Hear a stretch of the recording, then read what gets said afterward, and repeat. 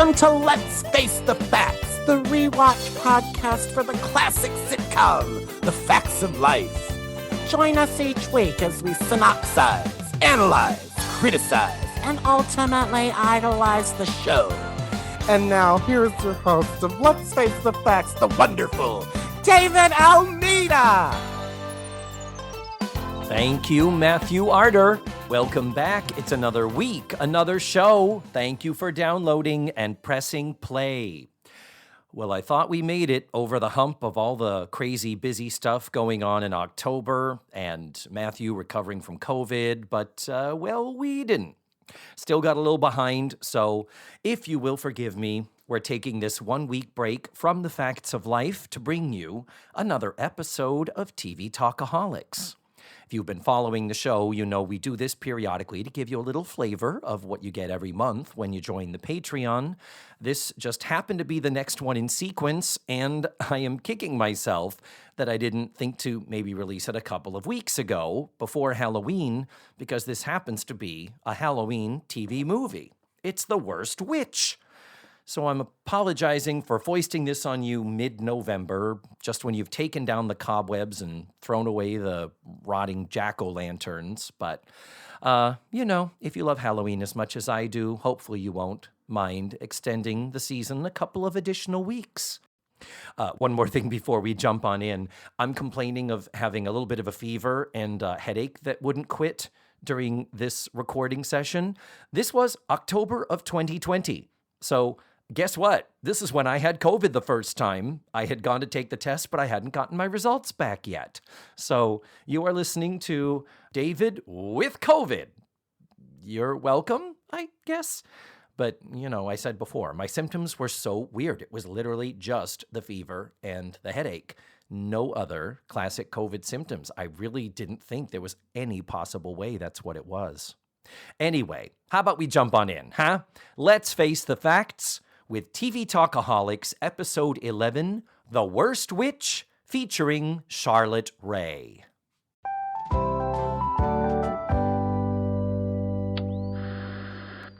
So.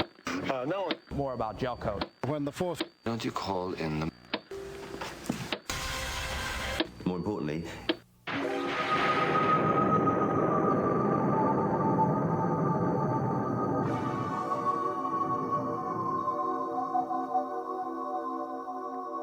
Well, better late than never. Here we are in October, TV Talkaholic time. Yay! Oof. That's all we have to say about this. Are we done now? No. Are you referring to The Worst Witch, Matthew, our choice of viewing? Is that what you're oofing about? I'm referring to the worst movie ever made. In spite of Charlotte Rae's Emmy-ignored performances. But anyway, before we get into it, hi, this is David Almeida, and I'm here with... Yeah, because... This is... Matthew is with me. This was my suggestion to do The Worst Witch, and I knew, Matthew, it would bring out so many opinions and thoughts. I hardly have any notes because I couldn't close my mouth watching it. I was just, like, several of my notes are just like, what the fuck is happening? Yeah. Well, let's get into it. We can start talking about this whole thing and the fact that it's a phenomenon. And the thing about The Worst Witch is that I was first introduced to it by Todd Michael, my roommate from a few years ago. Todd Michael is a decade younger than I am, and he is the generation that grew up with this, where apparently after it premiered on HBO in 1986, it went into reruns on the Disney Channel. So every single year, an entire generation of kids grew up watching this on the Disney Channel. And we know, regardless of the quality of the product, if you expose a kid to it over and over, the repetition factor. It's a super beloved movie by an entire generation of people 40-ish and a little bit younger. They're like, oh my God, it's so good. No, it Yeah. isn't. It isn't. I watched Goonies the other day. I love the Goonies. Ugh, watch it again as an adult. It is atrocious. I feel like I have fairly recently. All they do is scream at each other. They are at like 100 decibels screaming at each other for an entire film. And this is the same generation that thinks Hocus Pocus is one of the greatest films ever made. And it is a steaming pile of shit as well. Yeah, I'm with you there that Hocus Pocus is also on that pile of, ooh, kids appreciate it, but having been an adult when I saw it for the first time, I'm like, ooh, this is not nearly as good a movie as everyone remembers it to be and wishes that it were. And it's the people who love Grease too. It's really good. No, it isn't. It's just not. Okay, you need to simmer down now.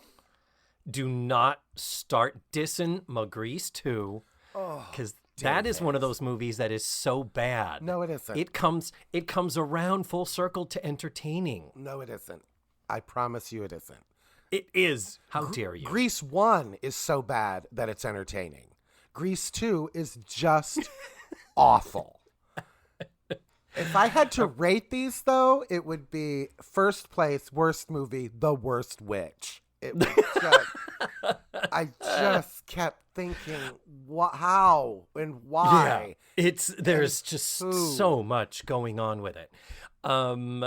Before we start into it, again, Tutti Fruities, thank you for your patience. Apologies that this is coming out late. I got hit with something. I don't know what the fuck it was, but I did have a fever, and I was just feeling like hammered dog shit for the better part of a week, and I'm still not back 100%. And Matthew, you said you were sick with something too. Yeah. Coronavirus! Did you get a test? Did you get tested I for it? did go get tested at the free Disney place. Mm-hmm. Did you get tested there? I went to the convention center place. So I don't have my results yet. It was just yesterday I went. I don't think I have it. My fever never was over like 100.1. It's like, in medical terms, that's technically not even a fever. But yeah, it was just feeling lousy. And now we've had this change in the weather where the change in the atmospheric pressure, it's like every morning I wake up feeling like someone is nailing a spike into my right eye socket. And it's just, anyway.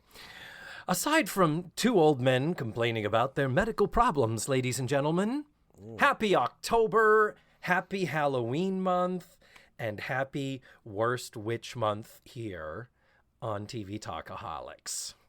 So how about we start off by discussing the source material, Matthew? Okay. Do we need a tally for how many times we're going to get that sound out of you? If this is a drinking game, you're going to be drunk in about 5 minutes. Yeah, every time Matthew goes, ugh. God. Well, The Worst Witch, and the cool thing about this is that it does credit the original author, even though she didn't write the screenplay of the movie per se. The Worst Witch is a series of children's books written by Jill Murphy, and it was 8 books published between 1974 and 2018. Holy God. She was writing them all the way to then? Yeah, and there are 8 of them. We're lucky we didn't get 7 more movies, Matthew. But, yeah, we have The Worst Witch, then The Worst Witch Strikes Again, A Bad Spell for the Worst Witch, The Worst Witch All at Sea, The Worst Witch Saves the Day, The Worst Witch to the Rescue, The Worst Witch and the Wishing Star, and the final or most recent installment, First Prize for The Worst Witch. Yeah. And this was adapted for TV by Mary Plachette Willis. She does not have a lot of TV writing credits, Matthew. I wonder why. She has 7 credits from 1978 to 1990. Some various things, but we're talking the odd ABC after-school special and the TV series Babysitter's Club. So this was directed by Robert Young. No, not the old-time movie star Robert Young, spokesman for Sanka. Oh, no. This is veteran TV director, mostly did stuff in England. The most recent thing he did was he directed a movie called Ghost Ship in 2014. So he's still out there. He has, as of 6 years ago, he was still directing, man. So, Matthew, before we talk more about some of this crazy nuts and bolts research shit that I do, maybe we should do kind of what we do on Let's Face the Facts. And let me have you give an overall synopsis of what is this movie, The Worst Witch, about? The Worst Witch is basically Harry Potter. Yeah. That's it. It's the girl version of Harry Potter. You are so not wrong. I did look to see, I was like, there's got to have been a lawsuit. There has to have been it was a series of books in England. Jill Murphy, it's English. It's like, did Jill Murphy at any time sue J.K. Rowling? Because basically it's like, thank you for taking my story, making it co-ed and adding wands and creating a multi-billion-dollar enterprise. But it's so weird that there are so many Harry Potter parallels. And we'll talk about them as we go along. Well, you'll have to, because I've never seen a Harry Potter film or read a Harry Potter book. Then how do you know The Worst Witch is like Harry Potter? I just assumed. It's a school full of kids learning how to be witches. That's what I put together. You haven't been to the Wizarding World of Harry Potter here at wonderful Universal Studios Orlando? I went once, and I thought, this is probably wonderful for somebody who gives a shit. I honestly couldn't tell you if that building looked like Hogwarts or not. It was the longest hour and 10 minutes of my life. And perfect segue. The fact that this is a TV movie. It was produced in England, and it is only 70. It's like 70 minutes. It's really short for a quote unquote movie versus a TV special. And one of the things I think that it suffers from is the BBC aesthetic, is I think a good way to put it, in that in the 80s, they still hadn't quite figured out in England that you got to do more than just turn on the lights and point a camera at it. Like, there is art direction that can be used. There is, director of photography. Clearly someone was picking the camera angles and all that, but there is an aesthetic to a lot of the stuff that came out of England in the 80s and even into the 90s where you're like, yep, that is very what it is of its location and of its time. So we have this shaky story, and it is not filmed particularly well.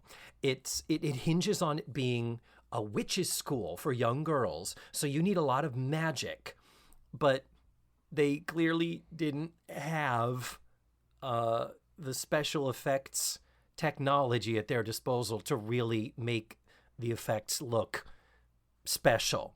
It reminded me a lot of Sid and Marty Krofft.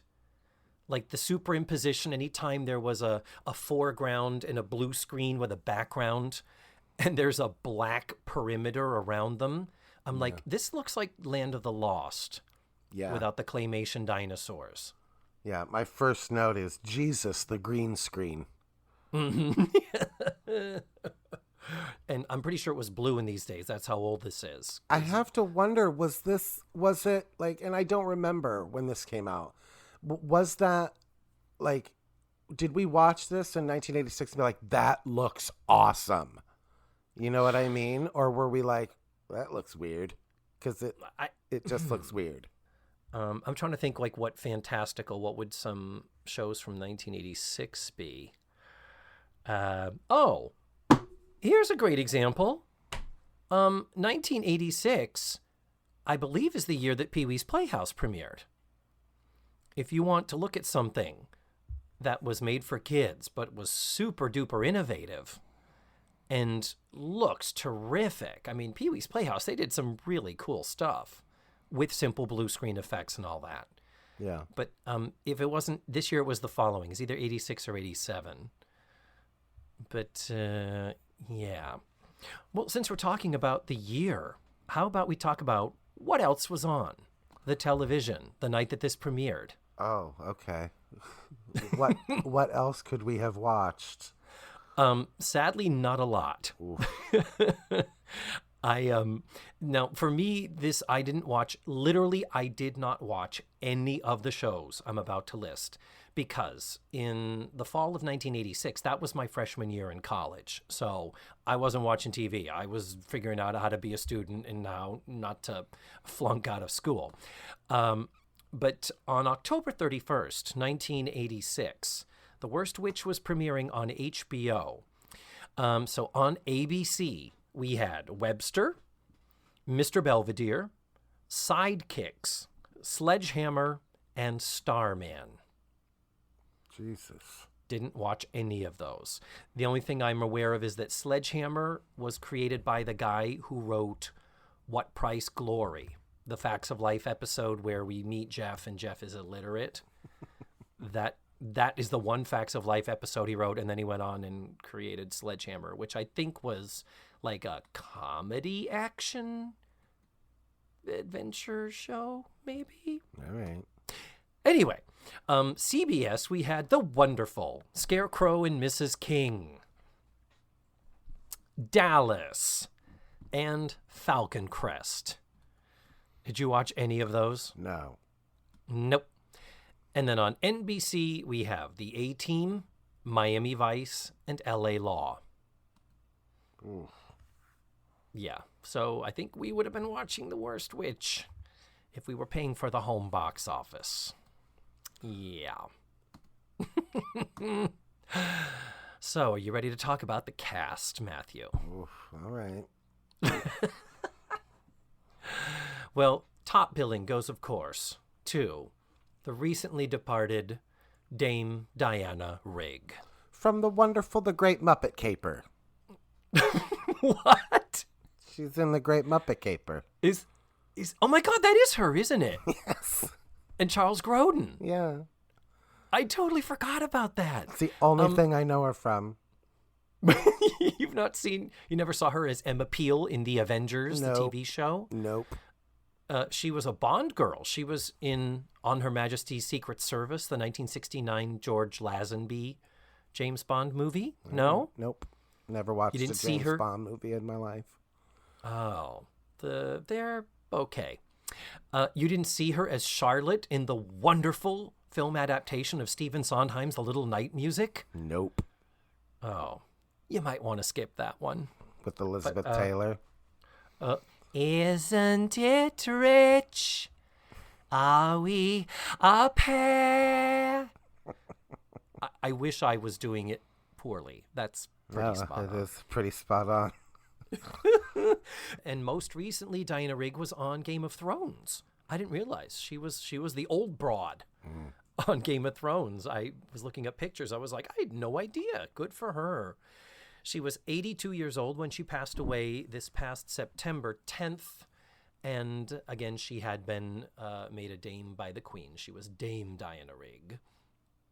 And yeah, so she plays Miss Hardbroom, otherwise known as Professor Snape, his female analog. Yeah. The names are just redonkulous. Who wrote this shit? Jill Murphy. Jill Murphy. That really? Mrs. Hardbroom? That's Mrs. the creativity is just over.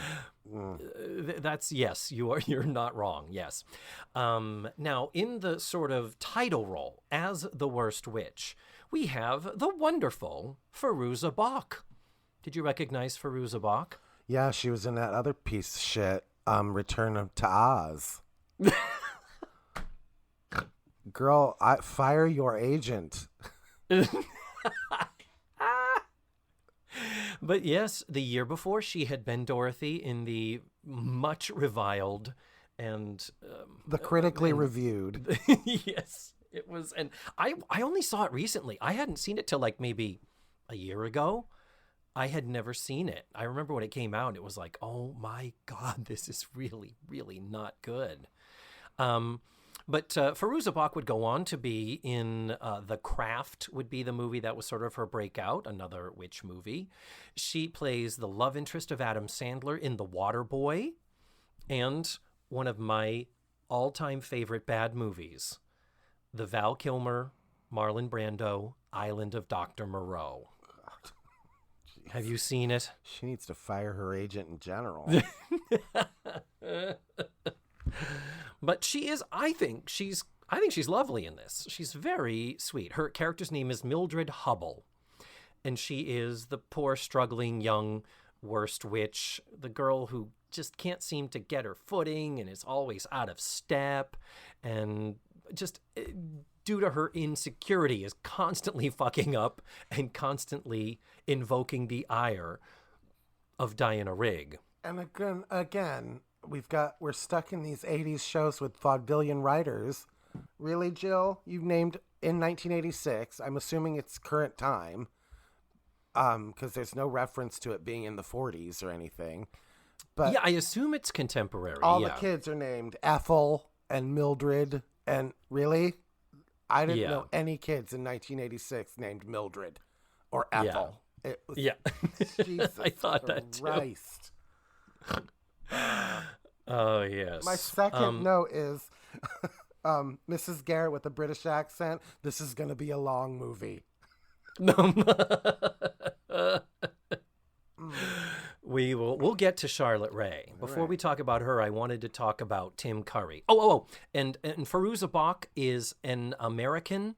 She was born in California, but she did spend a good chunk of her childhood in Vancouver. So she, in this film, is one of the few non-English actors. So all the other girls in this school, just like Harry Potter, they're all talking like this. But her, as the one who stands out, she's the one with the quote-unquote American accent. But that Vancouver background, we do get a couple of I'm sorry's out of her. Just want to point that out. So we get this Canadian-American that I think nicely sets her apart from the others. And honestly, performance-wise, there is nothing here, I think, that she did wrong. I think she's a fine young actress here. It's just the material is so... All right. Do you want to talk about Tim Curry as the Grand Wizard? Sure. How can you describe Tim Curry as the Grand Wizard? I wanted to say... Why? I just don't know what he's doing. And I don't think he does either. Like, I think he showed up, looked at his pages in the script, and was like, okay, press play. And yeah. I don't think he has any idea what movie he's in. I thought he did, but I realized about a half hour into it, Diana Rigg is the only person who knows exactly what movie she's in. Mm-hmm. Charlotte Rae is doing fucking... She thinks she is in Gone with the Wind, for God's sake. Like, Charlotte Rae is doing two other movies that are not this one. Though I didn't mind her as Miss Cackle. I really didn't. But, okay, Tim Curry as the Grand Wizard. Imagine, if you will, the person who had the nugget of the idea of the Goblin King from Labyrinth and said, okay, think of the Goblin King in Labyrinth. Think of how cool he is, how sinister yet sexy, how imposing yet magnetic. It's, if you think of all of the qualities that Bowie is in Labyrinth, this is a pale attempt to sort of grab something that's kind of like that, but nothing of the writing and certainly no rehearsals to get there. So take the essence of the Goblin King and sprinkle the Paul Lynde Halloween special on top of that, and you have Tim Curry in this movie. Yeah, because he did, you realize this is the year after Clue. So he had already done Wadsworth, the Butler. And so now he's returning to his Rocky Horror roots of You know, I am the Grand Wizard, and now it is time for us to start Halloween. He's kind of returning to those roots, but it just is weird. It just comes off as weird. And his song is, I'm sorry, his song is the highlight of the entire movie. And by highlight, I mean the biggest, just when you thought there weren't any more WTFs left. Yeah. That, it's amazing. So, yes, and then lastly, the reason why we are here, Matthew, our beloved Charlotte Rae in the dual role as Miss Cackle, and this is her school, and I like her as Miss Cackle. We were watching that first scene with her and with little Mildred, where she's like, you know, doing her English accent and saying, "Oh dear, Miss Hardbroom says you've been having trouble in her class again." And she's doing, I think, a competent English accent.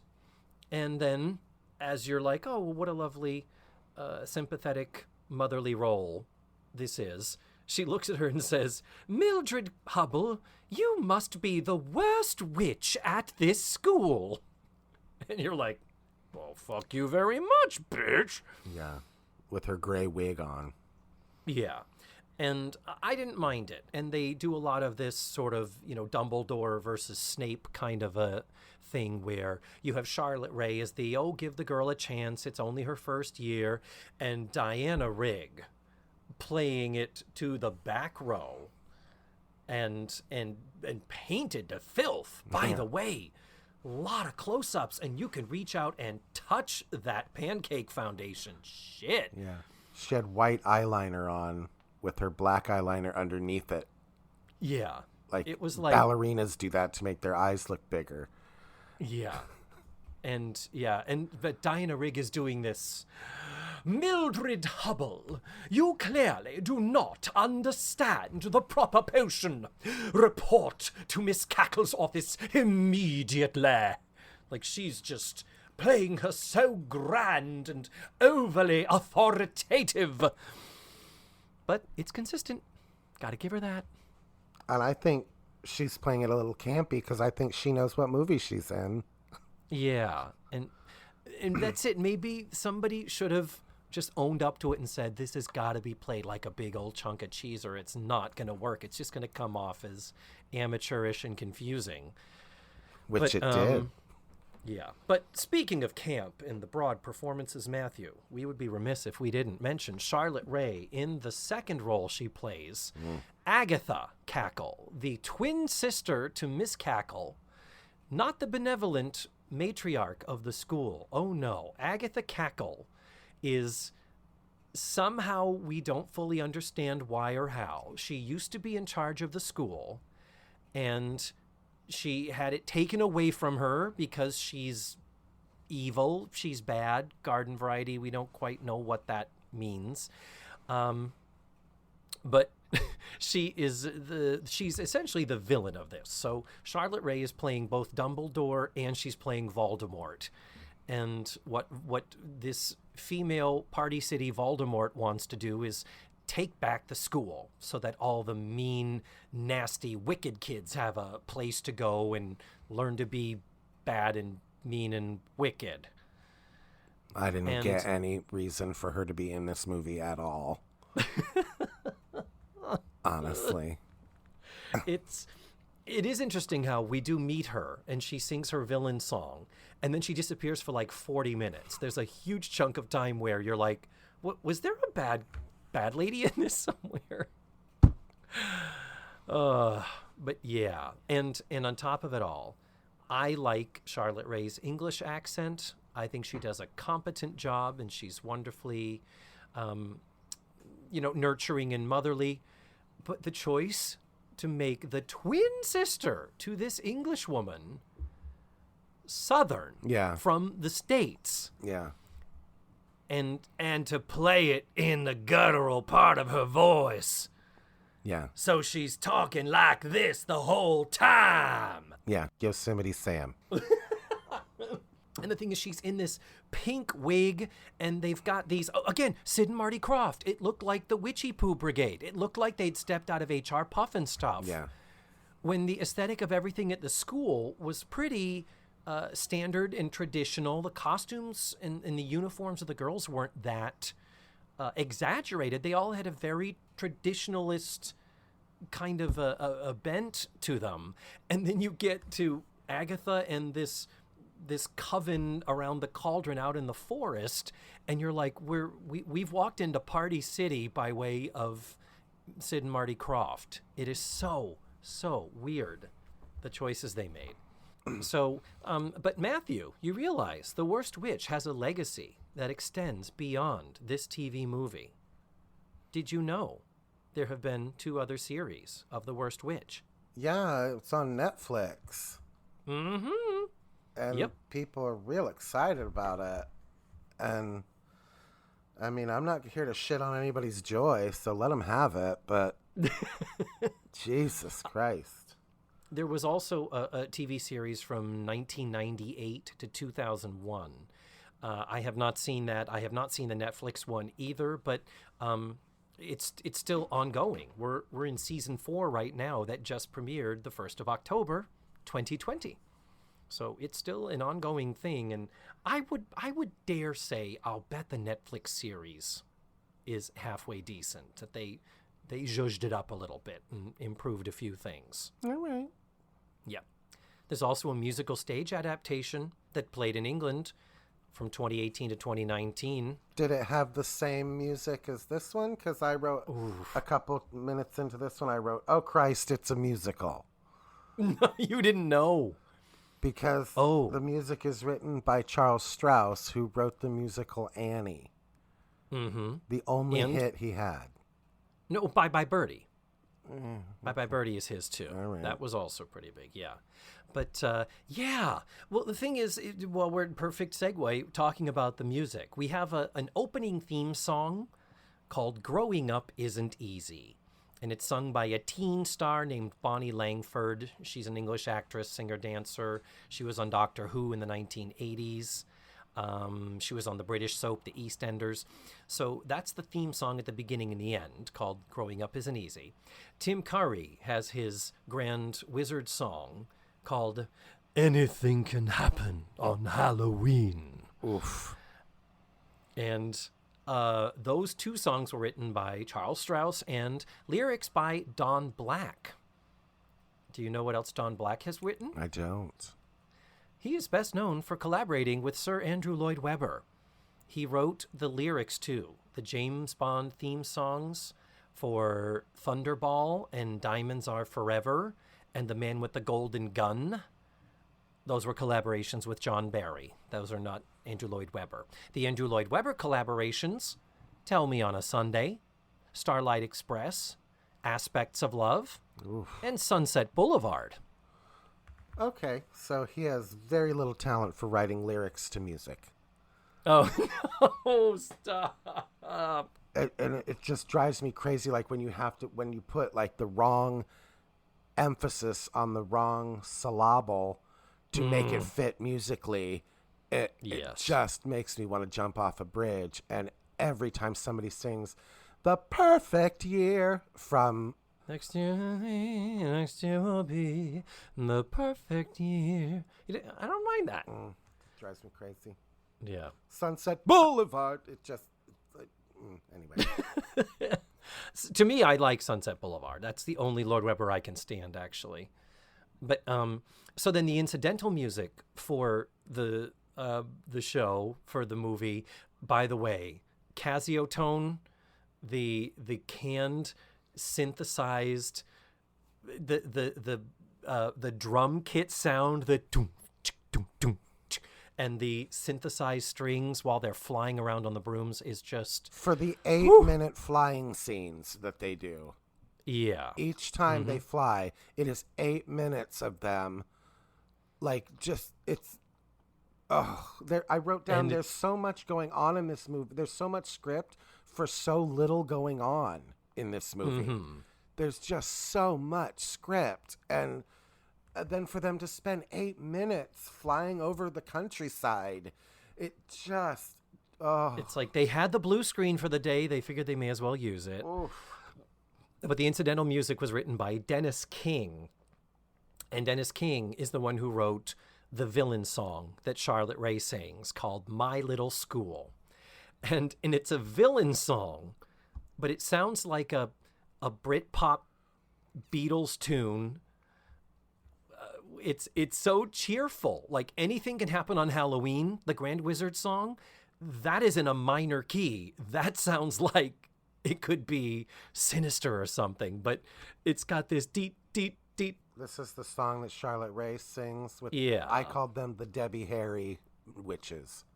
The Debbie Harry, yes, they do. Yeah. It's so if you're filthy, smelly, evil, wicked, and cruel, you'll be right at home in my little school. It's just this cute. It sounds like the song that Lin-Manuel Miranda was trying to mimic when he wrote the King song for Hamilton, as far as this deep piano, sort of a perky little number. Ugh.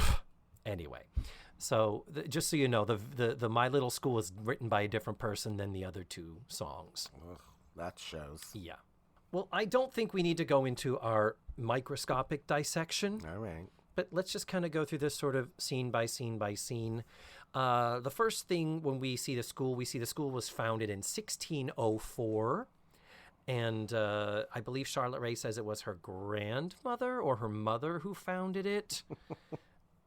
I don't know. Their ages are weird because Charlotte Rae does refer to her niece. She's talking to her on the phone. She's got like a cell phone on her broom kind of a thing. And she says the niece is 138 years old and she still acts like a teenager. Yeah, and she's the one who is dressed like Captain America because she's the one who teaches everybody how to fly. So she's got goggles on because that's what you would put somebody who's the flight teacher. You would put them in goggles. Yeah, it's like the World War I flying ace Yeah. meets Marvel. Yeah, you're totally right. Even though none of the witches learning how to fly have goggles or anything on. But Nope. Fuck their safety. Nope. But we meet Mildred as the problematic student who she's just always late. She's always ill-prepared for the test, for the potions. And her friend Maud. There's another name that you don't give a little girl in the 70s. Maud, Ethel, Mildred. And yeah. So our first scene is a potion test in Miss Hardbroom's class. And it's supposed to be a giggle potion, and she accidentally mixes an invisibility potion. And that gets her flunking the test, and that's where she gets sent to Charlotte Rae's office. And that's during where that it is- scene, I was already annoyed by how close everybody was to each other's faces. The acting in this, I mean, first of all, it's just atrocious to watch a bunch of teenage girls like pretend to laugh because they've taken the giggle potion. But they were all like literally 2 inches from each other's faces. And I was just annoyed. Yes. And so then we meet Charlotte Rae's character, and she tries to be supportive, but no. There's a very disturbing scene where Mildred that night is confessing to Maud in their dorm room that she doesn't know if she's got it. She's not sure if she's going to be able to cut it. And she says, "Don't you worry." And Maud does say, "Well, I come from a long line of witches, so it's in our blood." And of the little backstory we get on Mildred, on Firuza Balk, she says, "My mother wanted to be a witch, but she didn't have the gift," I think is the term she uses. And that's it. We don't learn about this thing of like in Harry Potter, the fact that there are muggles and there are those born to witchcraft. And but as they're talking, then they start saying, "Oh, Miss Hardbroom was so mad." And then they start kind of dishing about Miss Hardbroom. And while they're saying shit about her, she fucking appears in their dorm room in the middle of the night, like just out of the blue, like, "Don't you think you shouldn't be discussing other people's private matters?" And it's like, what the shit? Does she What is she doing peeping in on these girls? She's a witch. Just saying. But yeah, so that's one disturbing thing of many. And then at the morning ceremony, the next day we have this sort of morning ceremony, and that is what Agatha and her sidekick named Delilah. There's an English actress with a very English actress look and an English actress smile.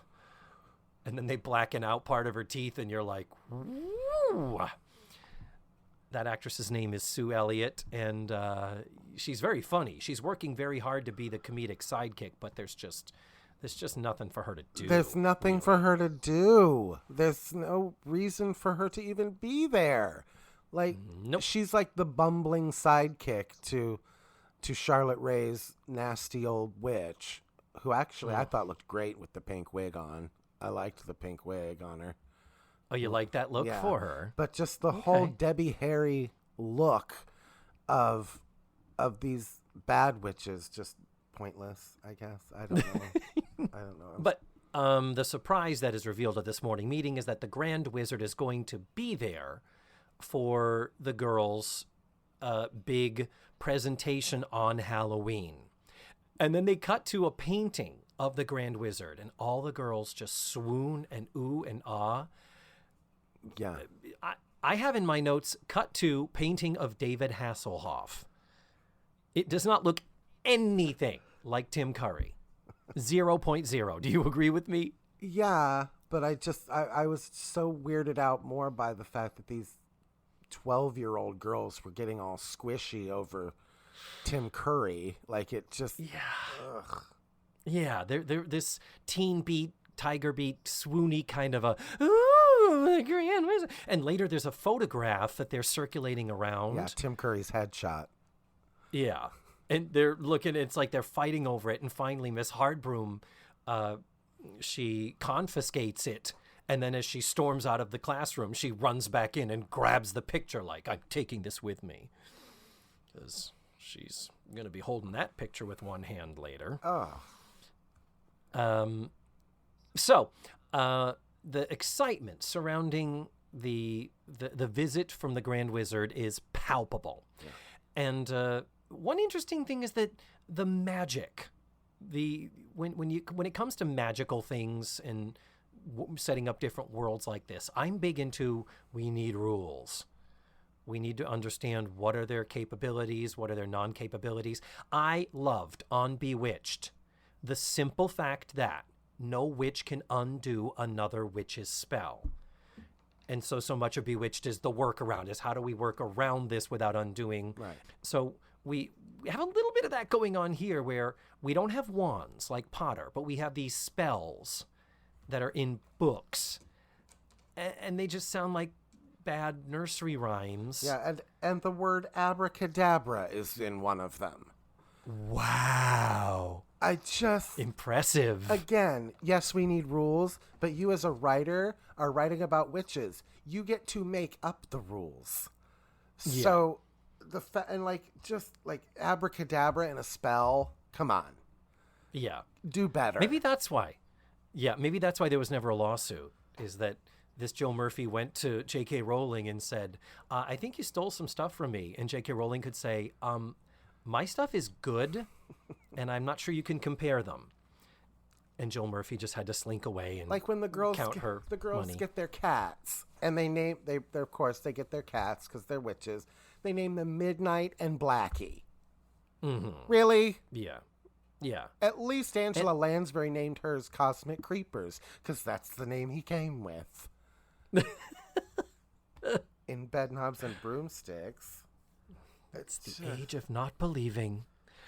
And the other thing is that they are giving out black kittens to the girls, and they run out. Ethel is we have to talk about this Ethel girl. Ethel is the high achiever. She gets her kitten first. She is the little blonde bitch who is constantly giving Mildred strife, and we hate her.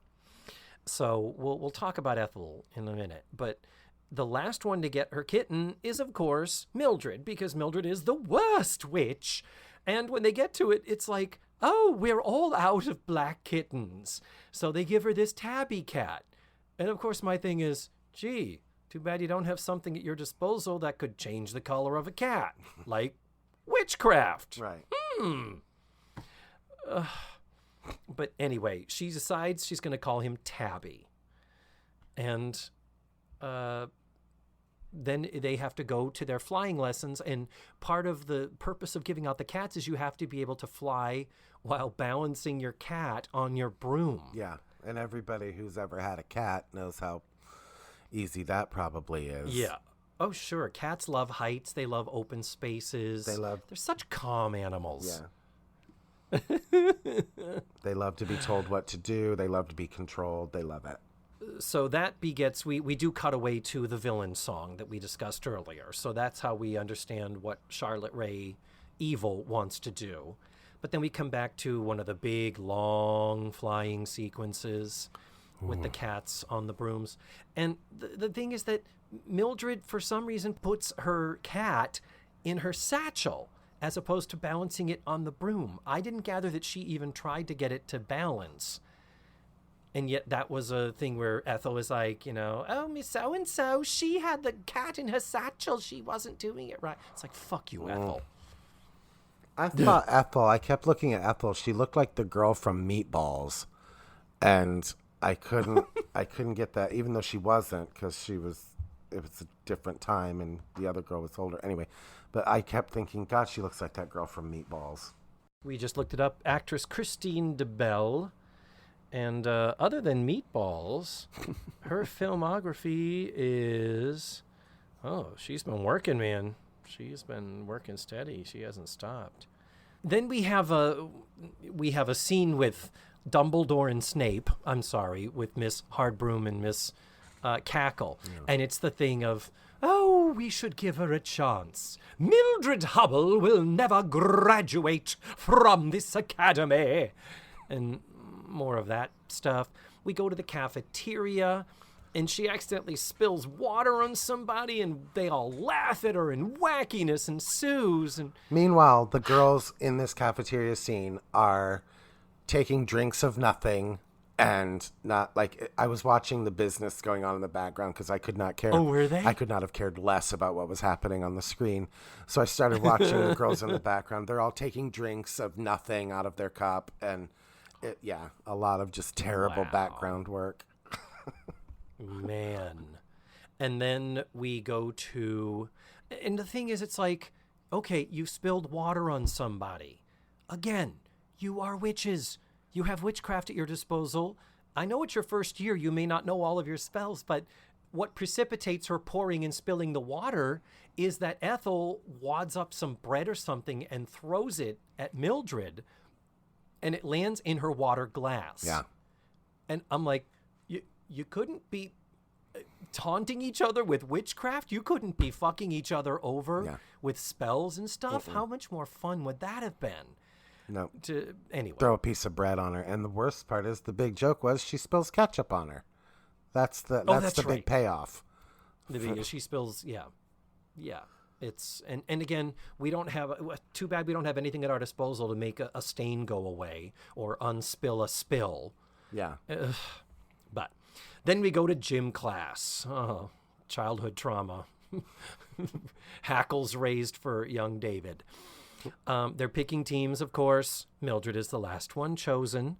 It's for a game of terror tag, where they just go around playing hide and seek, and they're jumping out and scaring each other, and if they scream, the other team gets a point. Yeah, so we have 12 minutes of little girls screaming. There is nothing worse to sit through than little girls screaming. Yeah. Oh, my God. It's pretty bad.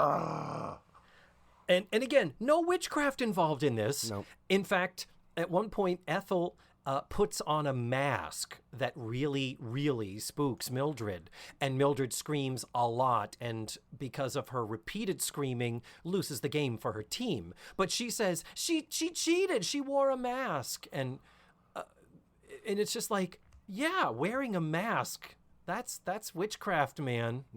It's so many opportunities to do stuff and do fun stuff. But that's their gym class. And then finally, it does boil to a head, and Mildred threatens to turn Ethel into a toad. Ethel goads her on, so she says the spell and turns her into a pig. Hilarious. Because a pig is a pig. Yeah. And yeah. So, But again, Yeah. how pedestrian. A witch is going to turn you into a frog. Really, Jill? Really?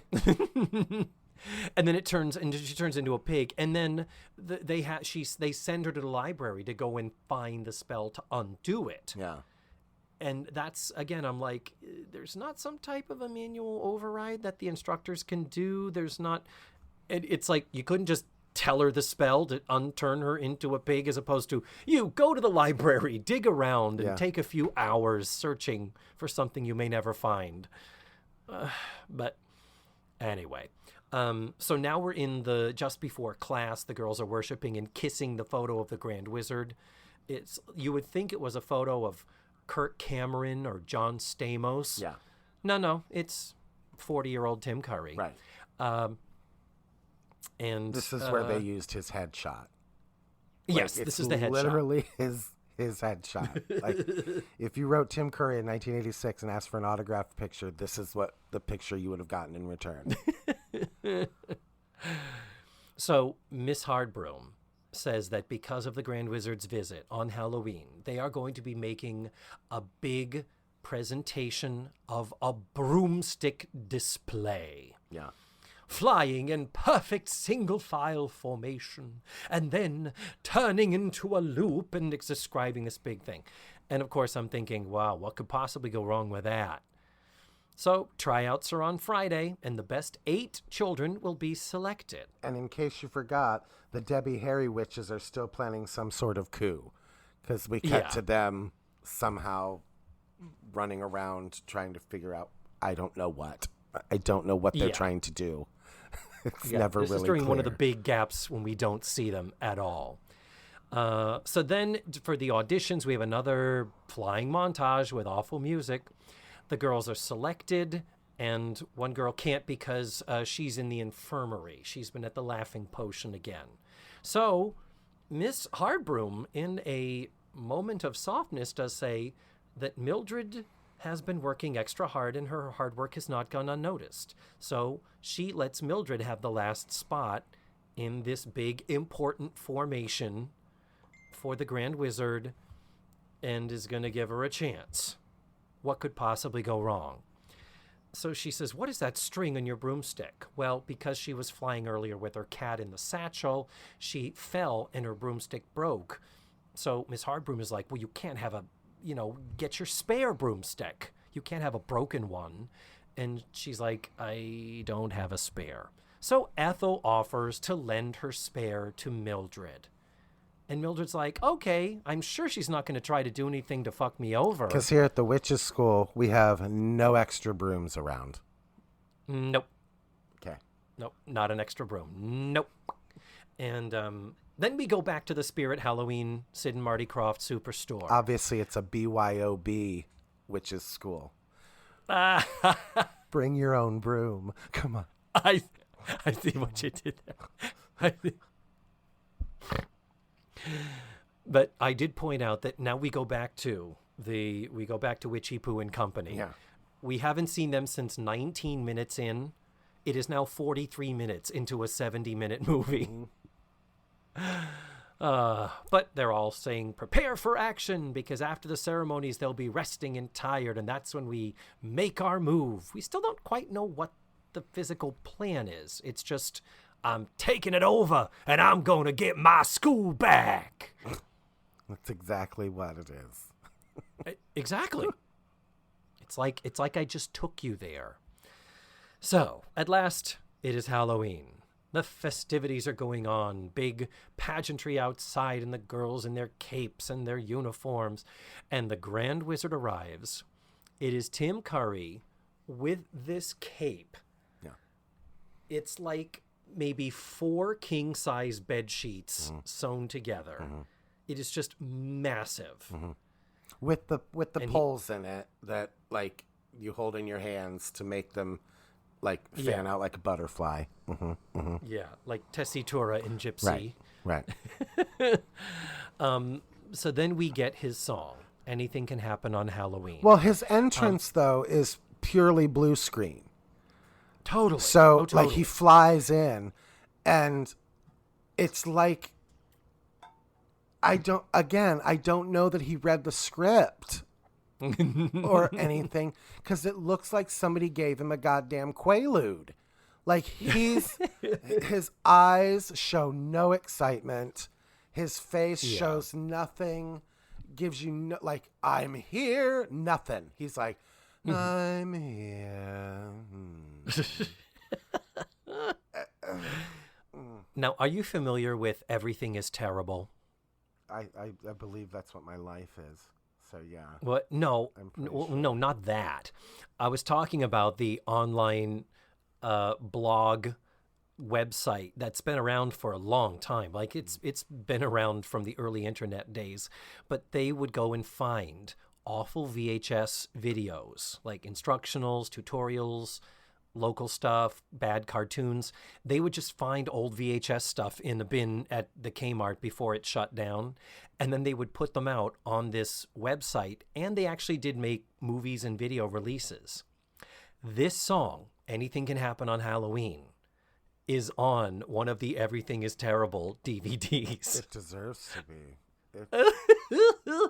Because the effects, the entire song is in blue screen. It's all effects. They got their video toaster ready. They put every image they could. They have him with blue fabric inside the cape so that things could appear inside the cape. They put blue fabric on his body so that something could be seen in the middle of his person. It just needs to be seen. If you haven't watched it, and if you are listening to us shit all over this movie, I still recommend pull up Anything Can Happen on Halloween. It starts right at about 47 minutes in. It just feels like 4 hours. It's only it's only 47 minutes. Mm-hmm. I wrote down that Tim Curry and Diana Rigg, you will notice, are wearing the same amount of makeup. Yes. The liquid eyeliner, man. And it's that white eyeliner under their eyes with the black eyeliner underneath it. It's just... The whole aesthetic of everything is just so... You can tell this was done on a budget of $1.35, really. Everybody cheers wildly at the end of his number. They go to do the broomstick formation, and sure enough, Ethel gives a verbal cue that her broom responds to, which causes Mildred to crash and the entire formation to just collapse. And they are furious at Mildred. They blame her. And Tim Curry even says, "If these are the witches of the future, I hate to think what the future will bring. I've got another gig. I've got to split." And off he goes. And it's like, okay. Anyway, what happens is Mildred decides she has to run away. She isn't wanted there anymore. Not go home to her parents, whom we know nothing about. Not leave school, but run away. Yeah. Okay. But while she's running away, she runs into the Party City witches, and she overhears their evil plot. And as they discover her and as they are about to attack her, she turns them into snails. She successfully conjures a spell, turns them into snails, and brings them back to the school. And basically, for foiling the plot of these evil witches, she is now revered as the highest, greatest witch of the entire school. She puts them in a box, the snails in a box called the Acme Spell Company. I did not notice that. The Acme Spell Company. Acme, the Wile E. Coyote. Really, Jill? Really, Jill? Yeah. And I wrote down, I have no idea what the fuck is happening. That's where that says that in my notes right here. And so the final scene after the big denouement of all that and them putting the witches, the evil ones, in their place, we come to the next morning. Mildred is asleep. Maud comes to get her, and it's once again, I'm late. I'm so disorganized. I'm so out of step. But when she arrives, they're in the assembly hall. The whole school is assembled, including the Grand Wizard. And they all applaud her. Yeah. So he asks Miss Cackle to proclaim the day a half holiday in honor of Mildred Hubble for her saving the school. Yeah. They get a half day off of school because of Mildred, and now she's the hero. That's the whole point of the movie, I think. Yeah. And then he says, and then someone says, what are you going to do with your half day off?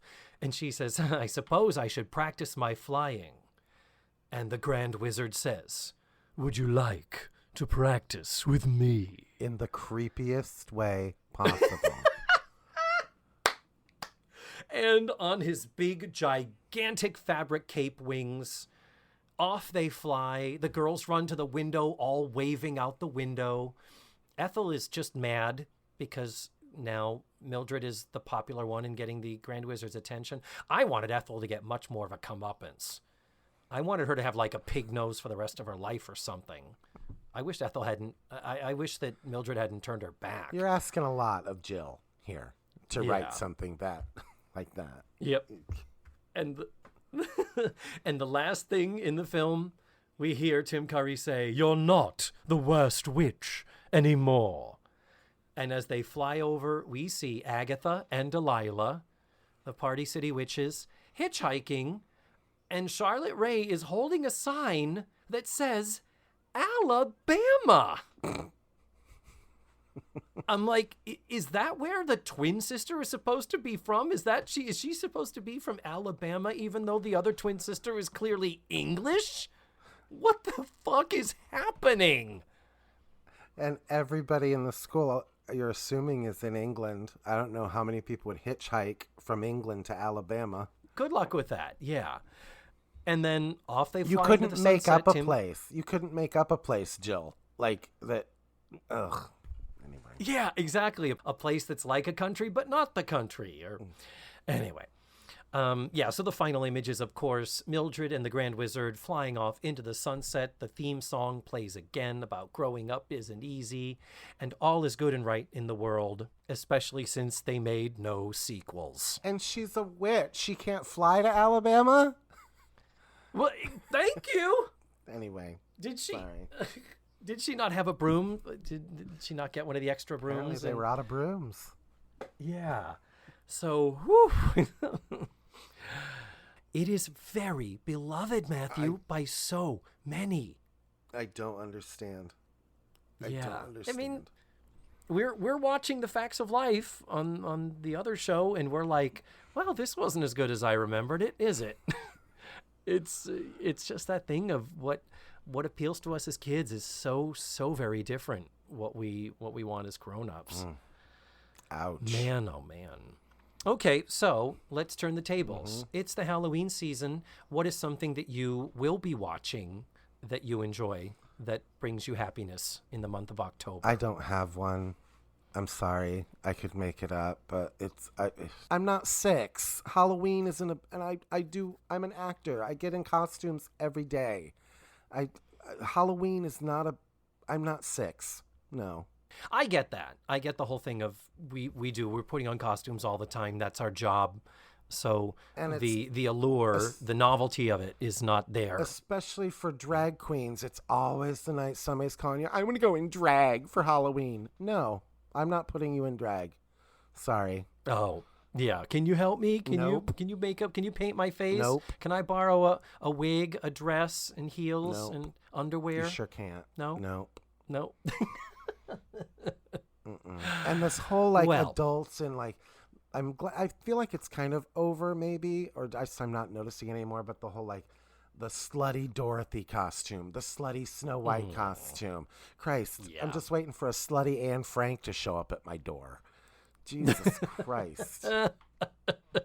It's just why adults have to be I don't know. It just, Well, honestly, as gay people and drag and actors, we're lucky that that's a part of our everyday life, that we get to try on and do different personas and looks and things. We're lucky we get to do that all the time. And so for the sad people out there where it's like only once a year can they even think about a new look or something. yeah, It's like, let them have it. for them. Yeah. Well, I will be watching, definitely, Nightmare Before Christmas. I'll be watching Edward Scissorhands, and I love It's the Great Pumpkin, Charlie Brown. I think it's really sweet. I'm going to agree with you that Hocus Pocus isn't nearly as good as I wish it were. If they are talking about making a sequel, aren't they? Ugh. Yeah. I hope so. Hocus- Hopefully this will be really good. Well, this has been a fairly Debbie Downer installment of TV sorry. Talkaholics. I'm sorry. Well, here's the thing. When I said let's do this, there was a part of me that's like, because it's got a lot of really weird shit going on that's going to be funny. This did, even for me, this turned out to be just full on bad. Yeah. Worse than I realized when we first conceived this. So, yeah, that's what you get. We're artists and entertainers, and it's our job to surprise you. So there. If you weren't entertained by listening to us bitch and complain and shit on this, well then I think the problem is with you, isn't it? I don't know how to end this. I have no fucking clue. Put me out of my misery. Well, Matthew, how about this? I promise you, we're going to figure out something super entertaining and fun and enjoyable. Like, remember how we talked about High School USA? Remember how much we loved and enjoyed the weird shit about that? Yeah. We need to do that for November. We need to find something that we're going to enjoy but still have some opinions and thoughts about. Right. So let's start brainstorming that. And of course, Tutti Fruities, if you have a suggestion, by all means, send us a note. You know where to reach us. And until that time, Matthew, my darling, Yes. it has been a pleasure. Hasn't it? And Aren't I a joy? you are a delight. Sorry. I adore you, sweetie. Love you. We will talk next month, Tutti Fruities. Look forward to it. But for now, bye.